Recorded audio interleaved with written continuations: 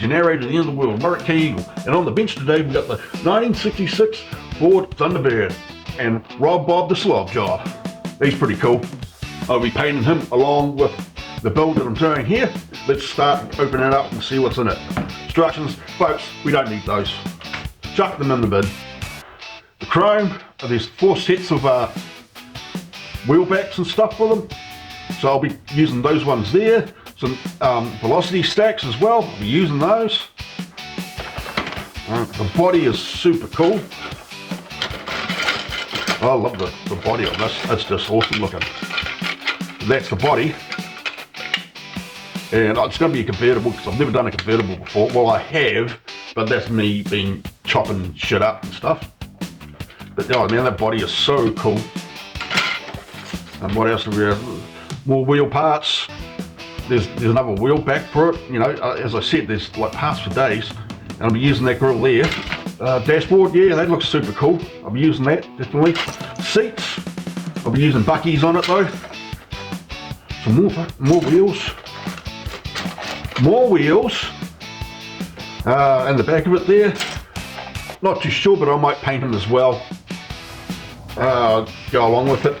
That's for making it a hardtop, if you wanted to make it a hardtop, like so. But we're not going to do that today. The motor, the only thing I dislike about the motor is you put the steel rods through it and it's just not holding, it just looks icky. And firewall, main engine, some other chrome parts, some wheels. I'll be getting some fatties for this. So steering wheel, 2 different hoods. I'll be using that hood today. And the decals and steel rods. Decals, they're cool, but I'm not going to use them. I've got some other decals I'm going to use. I'm going to use some flames on it instead, probably. Okay, gang, let's get into it. And please stay till the end because I've got something extra special for you guys. First things first, we're going to put down some black primer, some cheap black primer because I'm a cheap bastard.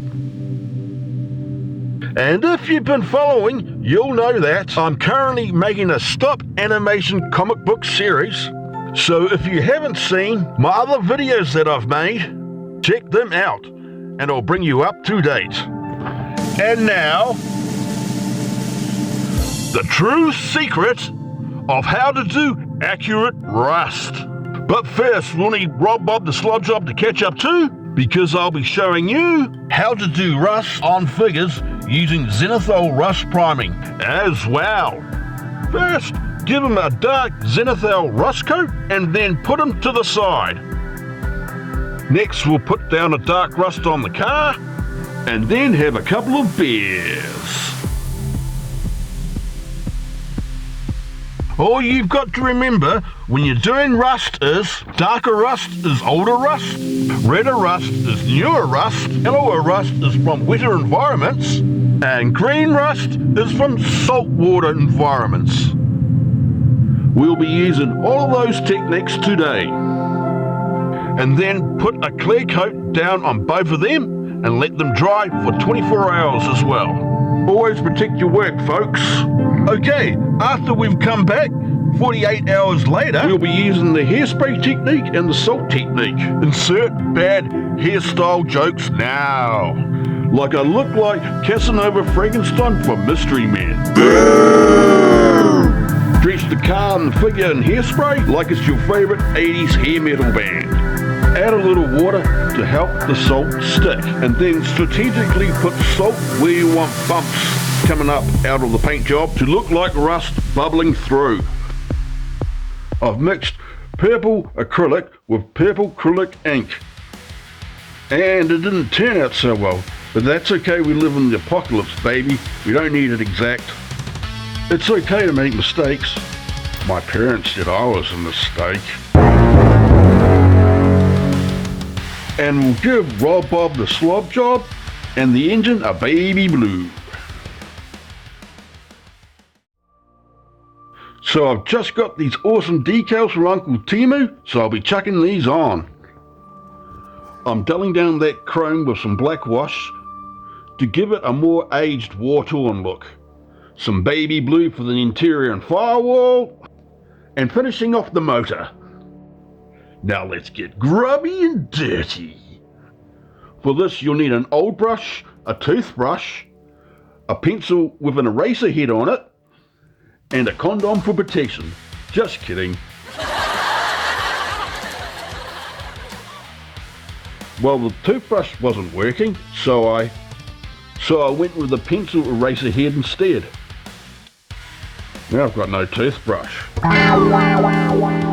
Anyways, what we want to do is use whatever good tool you have to start scraping that top layer away, exposing the dark rust underneath for both the car and the figure. Next, this is how I make the washes. For this I'll be using Winsor & Newton oils. 1 part paint to 2 parts Tamiya enamel thinners. Starting with the orange wash first and washing over the dark rust and letting a little drip down for rust streaks. Get your fingers in there folks, it's finger licking good.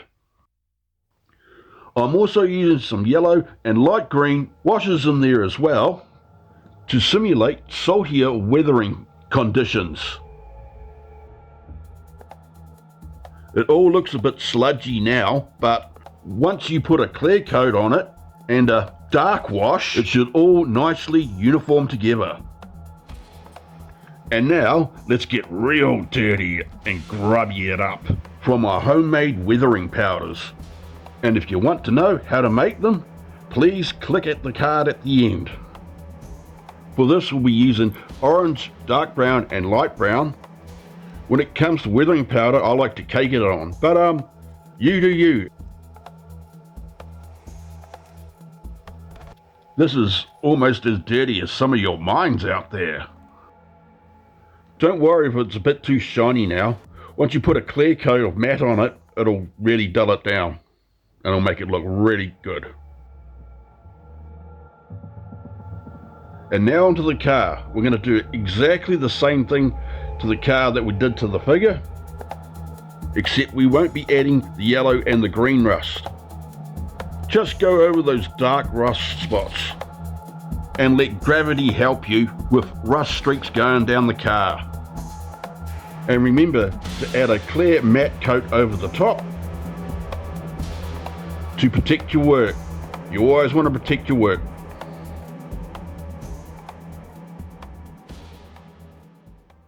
Alrighty, we're back.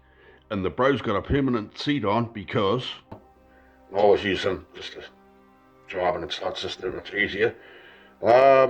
Washer's all done, yep. Powder's all done, yep. Looks pretty groovy. She's pretty worn, torn. This is the motor. And yeah, that's about all I can say. It was pretty easy to put together.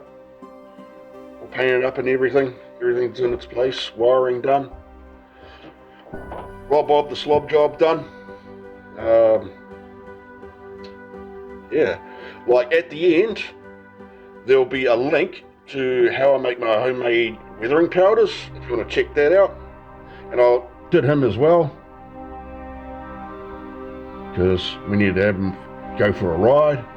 Yeah, but at the end, weathering powders, I'll show you a cheap and easy way to make them. Yeah, okay. And now for the stop animation movie. We hope you love it. Tell the bro we're going to the pub. Let's blow this joint. Yeah, bro. We're going to the pub. We're going to the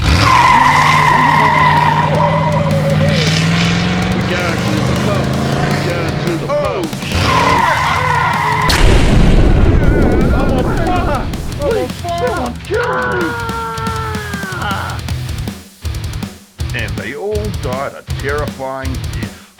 The